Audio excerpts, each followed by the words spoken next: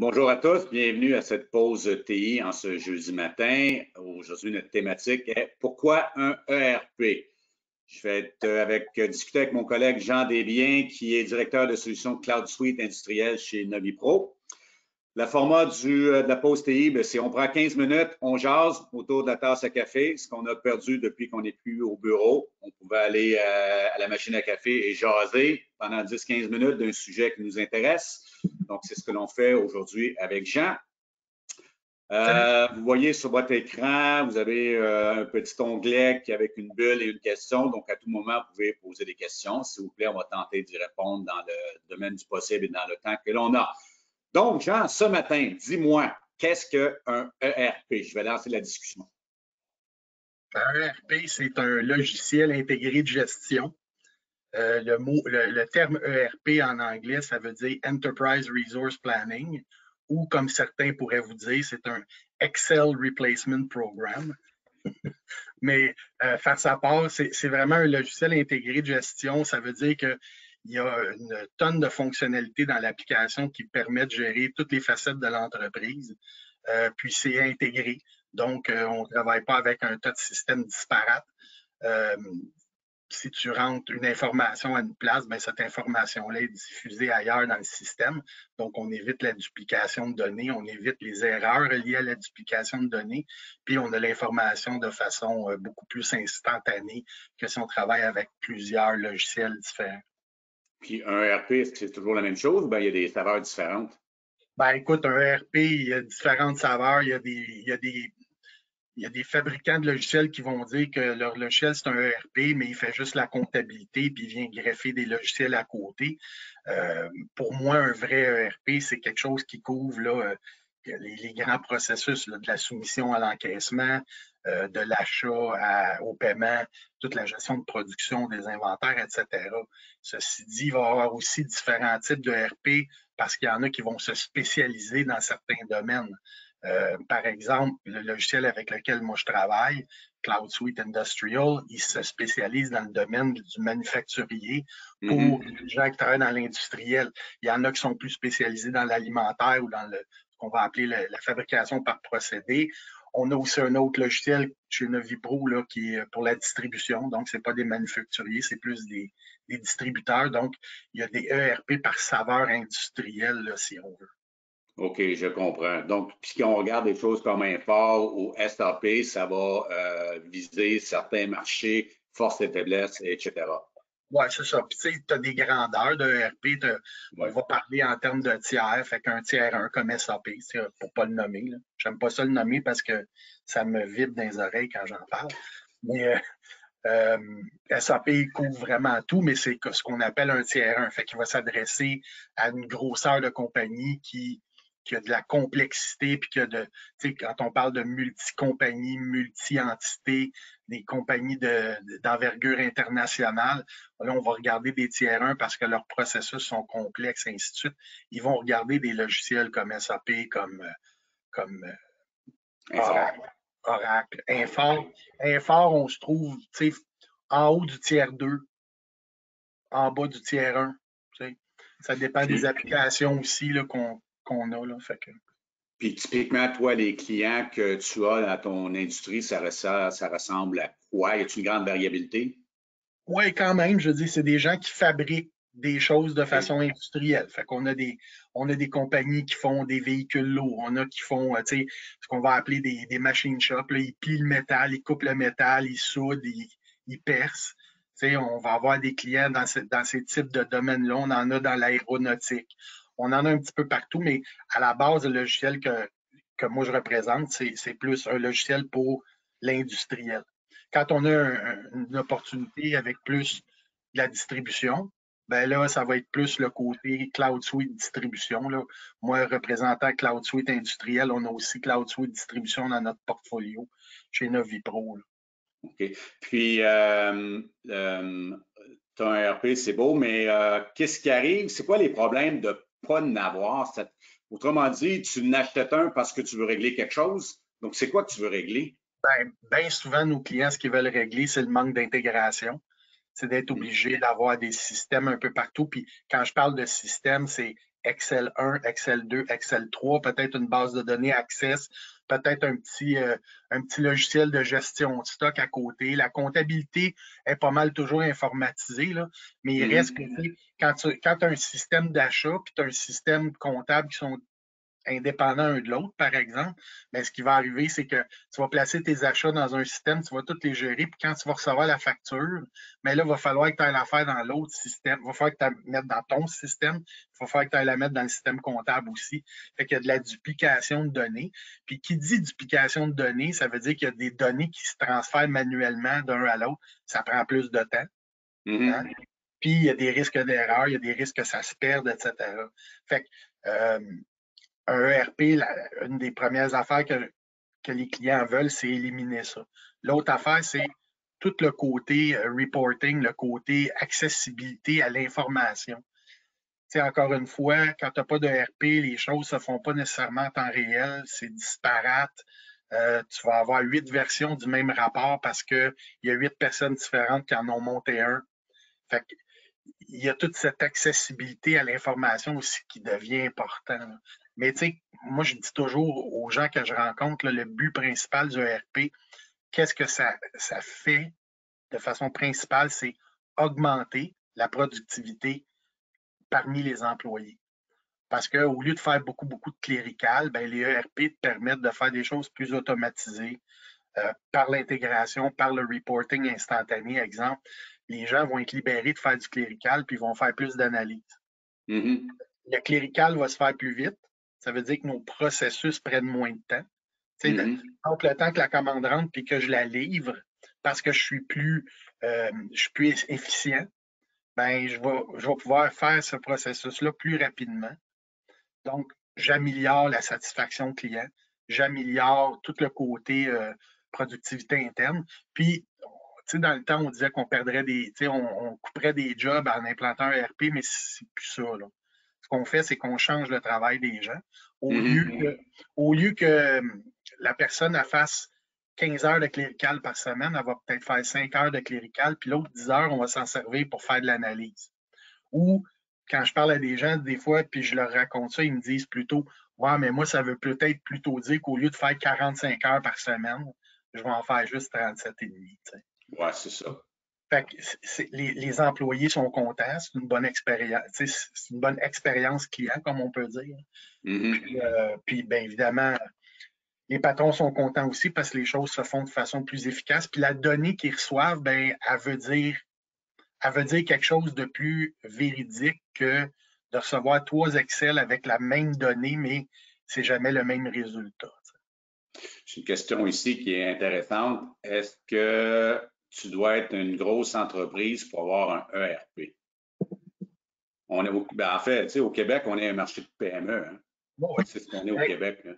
Oui, tout à fait. Puis tu sais, ça fait longtemps que je suis dans le domaine, puis je te dirais que ce que je me suis rendu compte là, dans les dernières années, c'est que les plus petites compagnies ont souvent les mêmes besoins en termes de complexité de processus, tout ça, que des plus grosses. Okay. Fait que c'est rapide, comment je pourrais dire, c'est rapide dans l'histoire d'une compagnie ou dans l'évolution de la grosseur d'entreprise, où est-ce qu'il faut qu'il passe d'un logiciel comptable à un logiciel ERP qui va chercher tous les aspects de la compagnie. On parle, puis il y a des choses que tu peux implanter par morceaux. Fait que quand on parle de CRM pour toute la relation client, ben, quand ça fait partie du ERP, c'est parfait. Si tu n'es pas prêt, ben, tu l'implantes quand tu es prêt. Mais tu peux au moins intégrer au niveau de ton processus de vente, ton processus d'achat, ton processus de production, puis tout ça intégré avec ta comptabilité. Fait que, est-ce qu'une petite compagnie peut le faire? Oui, tout à fait. Il y a des logiciels aussi. Il y a une question de prix, il y a une question de temps, puis tout ça. Les plus petites compagnies vont des fois se sentir attachés parce qu'ils n'ont peut-être pas le budget pour le faire. Mais il y a des logiciels de tiers 3 ou de tiers 4 qui sont des vrais ERP qui peuvent aussi permettre de commencer dans ce domaine-là. Puis au fur et à mesure que la compagnie grossit et que les processus deviennent plus complexes, ben, il évolue vers un ERP un peu plus complet, un peu plus robuste, là, comme le nôtre, par exemple. Puis, si tu te promenais en industrie, en industrie ou n'importe comment, tu lirais sur une entreprise, comment est-ce que tu détecterais que cette compagnie-là est mûre pour avoir un ERP? Tu sais pas ce qui est en industrie. Tu dis, ils n'en ont pas. Comment? Ben, Y a-t-il quelque chose qui t'indiquerait que ça? le teint des gens. S'ils sont verts, ils sont mûrs. Non, mais je veux dire, c'est assez facile. Tu rentres dans une compagnie puis tu vois que tout le monde, l'écran principal, c'est Excel. Puis que, tu sais, les gens, excuse l'anglicisme, là, mais ils freakent un peu quand tu leur parles parce qu'ils passent un temps énorme à reproduire des informations d'un chiffrier ou d'un système à l'autre. Ça se peut qu'on rentre dans des compagnies puis qu'il y ait un logiciel comptable, puis à côté, ils ont un petit logiciel CRM, puis ils ont un autre logiciel pour gérer leur stock ou leur production. Parce que souvent, les logiciels comptables, pourquoi ils se disent ERP? C'est parce qu'ils sont capables de placer des commandes, sont capables de facturer, sont capables de regarder les inventaires puis placer des PO. Là. Mais tu sais, c'est rien de majeur, c'est rien de très, très, très robuste. Fait que c'est sûr que pour eux autres, quand tu rentres puis tu vois ça puis tu analyses un peu les systèmes, tu vas le voir vite s'ils sont mûrs. Si en plus, là, ils sont rendus d'une certaine taille où est-ce que justement, placer une commande, là, c'est pas juste rentrer le nom du client, puis le code du produit, tu sais. Si, mettons, il faut qu'ils donnent une date de livraison ou bien ils prennent les commandes par téléphone, puis ils ont besoin de donner une date au client, ben ils ont besoin d'accéder à des informations en temps réel ailleurs dans leur système, pas d'ouvrir le système, tu sais. Fait il y a plein de signes comme ça qui vont montrer qu'ils ont besoin d'un ERP. Puis, tu sais, le ERP, c'est transactionnel à la base, mais encore une fois, depuis un nombre d'années, là, on commence à parler de reporting, d'intelligence d'affaires, etc. Ben, un bon ERP est connecté aussi ou a dans son système un bon logiciel de reporting.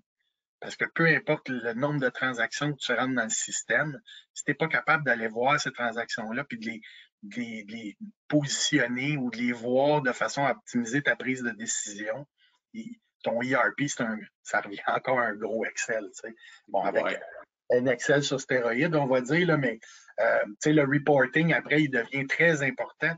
Puis c'est là que tu as un gros gain aussi parce que tu as pris le temps de tout rentrer tes informations. Le patron t'appelle puis il dit, moi, je veux un rapport. OK, tu veux un rapport, c'est parfait. Là, il te demande un rapport qui est 95 le même que la dernière fois qu'il te l'a demandé, mais il y a 4 affaires différentes qu'il veut te demander. T'sais? Fait que là, il faut que tu partes à la recherche du rapport. Il faut que tu le modifies ou que tu ailles chercher l'information d'une autre façon. Ça prend un temps énorme, puis tu veux bien servir ton patron parce que c'est lui qui te donne ton slip de paye à la fin. Hein? Fait que si tu as un logiciel de reporting ou d'intelligence d'affaires qui est robuste, il va aller chercher cette information-là, puis si le patron ou le président ou n'importe qui d'autre a besoin d'autres infos, ben, tu fais juste ajouter les 3-4 colonnes sur le fly, puis c'est fait. T'sais. Puis ce qui arrive aussi, c'est que parce que tout est intégré, puis parce que tu as mis des carcans en place, ben, tu ne te retrouves pas avec 8 versions du même rapport. J'arrive souvent dans des compagnies, là, ils ouvraient leur dossier Excel là, avec tout leur rapport Excel.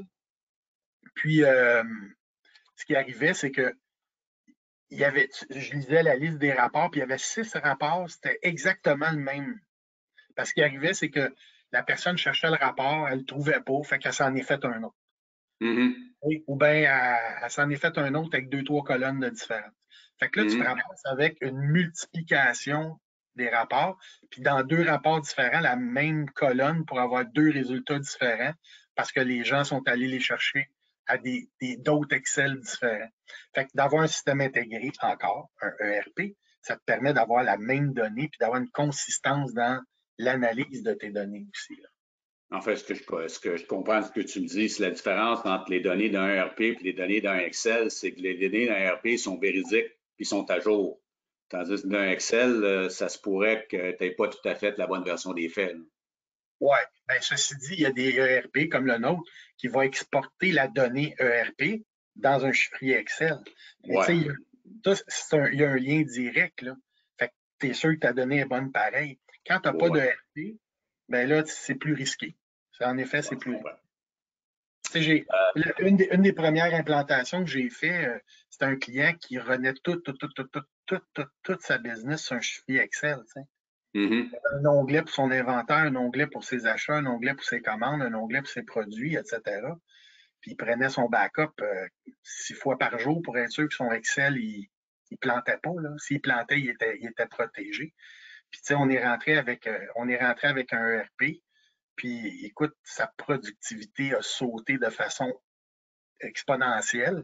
On a pu commencer à mettre des choses en place de gestion de qualité puis de processus plus robustes que d'aller modifier un Excel, tu sais. Ouais, les assises étaient meilleures. La fondation pour ces données était meilleure. C'est ce que tu dis aussi. Ben oui, c'est sûr. C'est sûr. Puis OK. les gens sont devenus immensément plus productifs, tu sais, juste parce qu'il y avait l'information à portée de la main. Je vais prendre une dernière question. Bon, enfin, on a plusieurs questions, mais je vais t'en donner une pour clore le sujet, Jean. Oui. ERP, cloud ou chez vous? Qu'est-ce que tu dirais? Ben écoute, ça dépend. C'est une OK. question quand même assez intéressante, là, parce que ça dépend du ERP. Il y a des OK. ERP. Il y a des ERP comme le nôtre, que tu sois sur le cloud ou sur site, c'est le même logiciel. Tu as d'autres compagnies que le ERP on cloud, il n'est pas la même version que celui qui est on-premise. OK. Ça peut rentrer dans la décision. Après ça, la décision, c'est plus autant une décision ERP qu'une décision infrastructure. Parce que quand tu es sur le cloud, ton ERP, ben, tu n'as pas de coût de maintenance à dépenser, tu n'as pas de migration ou de nouveaux serveurs à rentrer, tu n'as pas de gestion de ton infrastructure parce que tout est offert à l'intérieur de ta solution cloud. Chez Novipro, on vend un fort Cloud Suite Industrial puis Cloud Suite Distribution. Le mot le dit bien, Cloud Suite. C'est fait pour être sur le cloud. On l'offre on-premise pour les clients qui ne sont pas prêts ou qui ont encore peur de ça. Mais avec la sécurité aujourd'hui, par exemple, Infor, ils le mettent sur Amazon Web Service. T'sais.